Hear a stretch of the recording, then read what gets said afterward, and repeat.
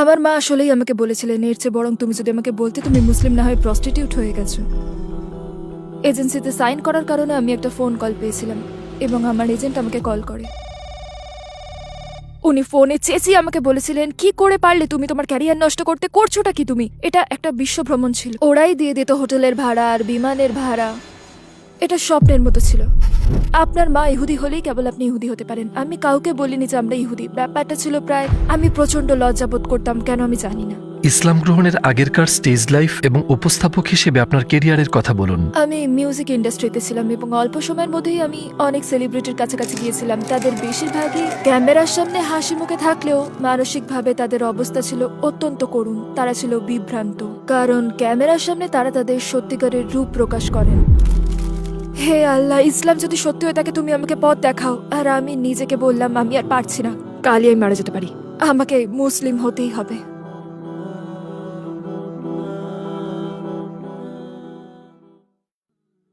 যদি আপনাকে শুধু একটা দোয়া করতে বলা হয় যেটা কবুল হয়ে যাবে, তাহলে আপনি কি দোয়া করবেন?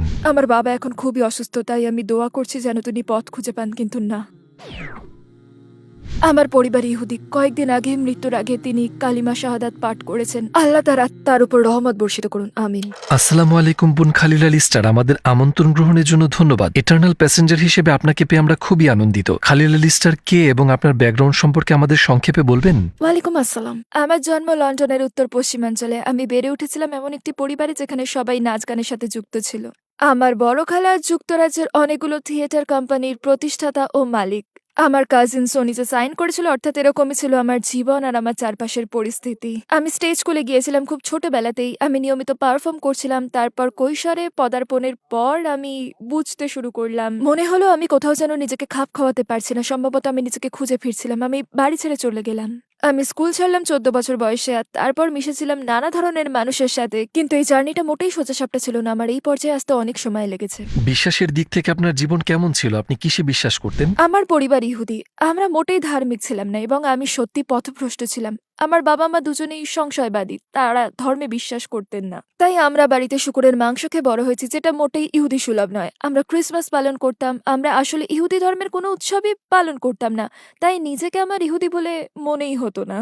এবং আসলে আমি কাউকে বলতামই না যে আমরা ইহুদি। নিজেকে ইহুদি পরিচয় দিতে আমার কেমন লজ্জা বোধ হতো, আমি জানি না কেন।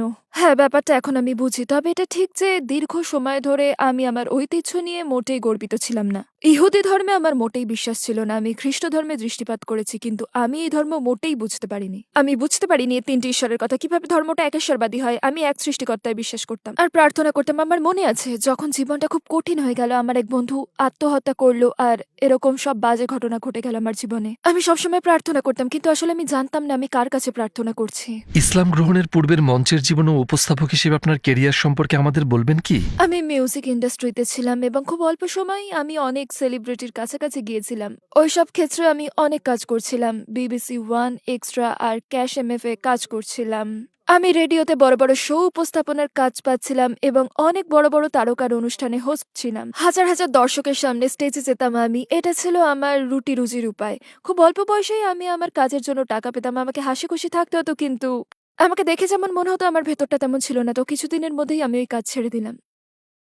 আসসালামু আলাইকুম প্রিয় ভাই ও বোনেরা, আমরা দেখেছি যে আমাদের দর্শকদের 80% মানুষজন আমাদের চ্যানেলে সাবস্ক্রাইব করেননি। আপনারা যেমনটি জানেন, আমরা একটি অলাভজনক প্রতিষ্ঠান আর আমরা আমাদের কোনো ভিডিওতে বিজ্ঞাপন চালাই না। টুয়ার্ডস ইটার্নিটি শুধু একটি ইউটিউব চ্যানেলই না, এটি একটি মাদ্রাসাও। এখানে আমরা চেষ্টা করি নিজেদের এবং যুব সমাজকে ইসলামী শিক্ষা দেওয়ার। আমাদের লক্ষ্যই হলো শুধু সত্যকে প্রচার করা। কাজটা ছোট হতে পারে, কিন্তু ইনশাআল্লাহ অনেকের জন্য এটি পথ চলার সহায়ক হবে। এখন সাবস্ক্রাইব বাটনে ক্লিক করুন এবং একসাথে পথ চলি অনন্তকালের দিকে। আপনার ভাষ্যমতে আপনি তারকাদের সাথে অনেক সময় কাটিয়েছেন এবং বাইরে থেকে তাদের জীবন খুবই ঝলমলে আর চাকচিক্যময়। ভেতর থেকেও কি সেটা একই রকম? এ ব্যাপারে কোনো ইন্টারেস্টিং স্টোরি আছে কি? যদিও বিষয়টা হাস্যকর, কিন্তু এই বিষয়টা আমার জীবনের অস্তিত্বের ব্যাপারে আমাকে প্রশ্নবিদ্ধ করে। কারণ এন্টারটেনমেন্টের জগতে একজন হিসেবে আমি সবসময় এমন সব মানুষের কাছাকাছি ছিলাম যাদেরকে দেখা হয় কেবল বাইরে থেকে। মনে রাখতে হবে, ওই সময় ইনস্টাগ্রাম ছিল না, ছিল শুধু প্যাপারাজি আর টিভি ইন্টারভিউ। সেসব দেখলে তারকাদের জীবনের দিকে তাকালে বোঝা যায় যে তাদের স্বপ্ন পূরণ হয়েছে, তাদের গাড়ি আছে, টাকা আছে, নিজেদের প্রতিভাকে কাজে লাগিয়ে সাফল্য হিসেবে তারা যা চাচ্ছে তাই পাচ্ছে। আপনি হয়তো ভাববেন তারা অত্যন্ত সুখে আছে, তারা সব সুখ খুঁজে পেয়েছে, কিন্তু আমি দেখেছি যে পার্টির পর তাদের বেশিরভাগই ক্যামেরার সামনে হাসি খুশি মানুষটারই বেহাল আর করুণ দশা। মানুষটা সম্পূর্ণরূপে উদ্ভ্রান্ত আর বিভ্রান্ত। যদি আমি তাদের জিজ্ঞেস করতাম আপনি সুখী নন কেন, আপনার তো সবই আছে, তারা বলতো আমার মনে হয় না আমার কিছু আছে, আমার মনে হয় না আমি এখনো লক্ষ্য অর্জন করেছি। তারা কেউই মনে করতো না যে তারা সাফল্যতার মাঝেই দাঁড়িয়ে আছে, তাদের মনে হতো তারা সাফল্য থেকে এক ধাপ দূরে দাঁড়িয়ে আছে, সাফল্যকে দেখছে বাইরে থেকে। তাই আমি একা একাই ভাবতাম, বেশ কম বয়সী হলেও আমি মনে মনে একথা ভাবতাম যে জীবনে এর চেয়ে বেশি কিছু থাকা দরকার। এটা কিভাবে হয় যে বাইরে থেকে এত মানুষের ভক্তি পাওয়াই মানুষগুলো, যাদের দেখে মানুষ আনন্দে চিৎকার করে ওঠে, তারা কিভাবে এতটা অসুখী হতে পারে? আর আমি দ্রুত এই উপসংহারে পৌঁছালাম যে এই মানুষগুলো অসুখী কারণ ক্যামেরার সামনে নিজেদের আসল রূপ প্রকাশ করছে না, তারা তুলে ধরছে নিজেদের বাইরের রূপ। তাদের এমন আচরণ করতে হচ্ছে ঠিক যেমন ভাবে সমাজ তাদেরকে দেখতে চায়। তাই ভেতরে ভেতরে তারা পরিপূর্ণ বোধ করে না। আমার মনে আছে একবার আমি একটা বিশেষ পার্টি শেষ হওয়ার পরে ওখানে উপস্থিত ছিলাম। আমি কারো নাম বলবো না, যদিও নাম আমার মনে আছে। ওখানে হিপ হপ ইন্ডাস্ট্রির খুব বড় বড় তারকারা উপস্থিত ছিলেন। রাস্তা দিয়ে হেঁটে গেলেই মানুষ চিৎকার করে আর ছবি তোলে। আমার মনে আছে আমি তাদের সাথে হেঁটে যেতাম আর তারা সব কাজ শেষ করে বসতো। একজন পুরুষ সেলিব্রিটির কথা বলছি। তাকে দেখে মনে হতো তিনি যেন জীবনের সকল আশা ছেড়ে দিয়েছে। সে সময় আমার বয়স ছিল প্রায় 16 বছর। আমার মনে আছে তিনি চিৎকার করে আমাকে বলেছিলেন তাকে শয়তানে ভর করেছে এবং সেই শয়তানকে একমাত্র যে মানুষটি দূর করতে পারে সেটা হলাম আমি। মানে এখন আমার মেয়ের যে বয়স তখন আমার বয়স প্রায় তেমন, অর্থাৎ আমাকে শিশুই বলা যায়। আর বড় একটা মানুষ যার দিকে আমরা সমীহ নিয়ে তাকাই, সেই মানুষটা পাগলের মতো চিৎকার চেঁচামেচি করছে। আমার মনে আছে তখন আমি মনে মনে ভেবেছিলাম এই জীবন আমি চাই না। এরা জীবন থেকে পালিয়ে বেড়াচ্ছে এবং আমার কাছে যে ব্যাপারটা খুব স্পষ্ট হয়ে গেল সেটা হচ্ছে হ্যাঁ, ওদের মেধা আছে, হ্যাঁ, আর ওরা সফল হয়েছে, কিন্তু ওদের এমন সব মানসিক আঘাত রয়েছে যেগুলো ওরা এখনো কাটিয়ে উঠতে পারেনি। ভেতরে একটা শূন্যতা রয়ে গেছে যেটা টাকা দিয়ে পূরণ করা সম্ভব নয়। মনে করি এটাই ছিল আমার জীবনের একটা গুরুত্বপূর্ণ সময় এবং এর পরপরই আমার জীবনে শুরু হয় গভীরভাবে নিজেকে খোঁজার পর্ব। আমি কি জিজ্ঞাসা করতে পারি আপনার কাজটা কি ছিল? আপনার বয়স ছিল মাত্র 16, তাহলে এইসব সেলিব্রিটিদের সাথে আপনি কি করছিলেন? আমি বরাবরই কথা বলায় খুব পারদর্শী ছিলাম, তাই আমাকে কাজ দেওয়া হয়েছিল মঞ্চে তাদেরকে উপস্থাপন করার। অর্থাৎ আমি বলতাম এবার আসছে অমুক, এবং তারপর আমি ওই তারকার জীবন বৃত্তান্ত ওই ধরনের কথাবার্তা বলতাম। মঞ্চের পেছনে ইভেন্ট ম্যানেজমেন্টের কাজেও থাকতাম আমি, ব্যক্তিগত সহকারীর কাজ নয়। আমার কাজ ছিল ইভেন্টগুলো যাতে ঠিকঠাক মতো হয় সেটা নিশ্চিত করা। আমার বয়স কম ছিল কিন্তু আমি নিয়োগ পেয়েছিলাম দ্রুতই, কারণ মঞ্চের কাজে আমার আগ্রহ আর অভিজ্ঞতা ছিল এবং আমি কবিতা ভালোবাসতাম খুব। মাঝে মাঝে মঞ্চে কবিতা আবৃত্তিও করতাম, অর্থাৎ আমি ওই জগতে অনেক কিছুই করছিলাম। আমি এসব নিয়েই গড়ে উঠেছিলাম। আমার আরো আশা আকাঙ্ক্ষা ছিল, সেসব লক্ষ্যে পৌঁছানোর জন্য আমি ওই সময় নিজেকে প্রস্তুত করছিলাম। কি কারণে আপনি নিজের বিশ্বাসের ব্যাপারে সন্দিহান হয়েছিলেন? আপনি একজনের প্রভাবের কথা বলেছেন, সেটি কি কোনো ঘটনা বা ভাবনা? যখন আমার বয়স 13 পার হচ্ছিল তখন আমার দাদা মারা গেলেন এবং সে সময় আমরা তার খুব কাছাকাছি ছিলাম। দ্বিতীয় ঘটনার আগে সেবারই, অর্থাৎ দাদা মারা যাওয়ার সময় পরিস্থিতিটা ছিল খুব ভয়ঙ্কর। কোনো ধর্মবিশ্বাস ছাড়া যখন একজন মানুষ মারা যায় মনে করা হয় মৃত্যুই সবকিছুর সমাপ্তি। মনে আছে আমার মনে হচ্ছিল আমার মাথার উপর যেন অন্ধকার নেমে এসেছে, কারণ আমার ধারণাই নেই দাদা কোথায় গিয়েছিলেন। তিনি কি আমার কথা শুনতে পাচ্ছেন? মৃত্যুর পর আরো কিছু থাকার কথা, তিনি কি বেঁচেছিলেন শুধুই মরে যাওয়ার জন্য? এবং সেবারই প্রথমবারের মতো মনে হয় তখন আমি 13তে পা দিয়েছিলাম। আমি গভীরভাবে ভেবেছিলাম যে মৃত্যুর ওপারেও কিছু থাকতে পারে। এরপরই আমি বিদ্রোহী হয়ে উঠলাম, বাড়ি ছাড়লাম আর স্বপ্নের ক্যারিয়ারের পিছে ধাওয়া করে নানা জায়গায় ঘুরলাম। এই ব্যাপারটা নিয়ে চিন্তা করার পর আমার ভেতর কেঁপে উঠেছিল যখন আমি বড় বড় সেলিব্রিটিদের কাছাকাছি গিয়ে বুঝতে পারলাম যে খ্যাতি পাওয়া মানেই সুখী হওয়া নয়, কিছু একটা বাদ পড়ে যাচ্ছে। এবং আমি ধর্মবিশ্বাসের ব্যাপারটা গভীরভাবে খতিয়ে দেখা শুরু করলাম। আমার মন ধর্মবিশ্বাসের অনুগামী ছিল না, কিন্তু তবুও আমি অনেক ধর্ম খুঁটিয়ে খুঁটিয়ে দেখলাম। ইসলাম ধর্মকে আমি কখনোই বিবেচনায় নিইনি, কারণ এই ধর্মটাকে আমার অহেতুক মনে হতো।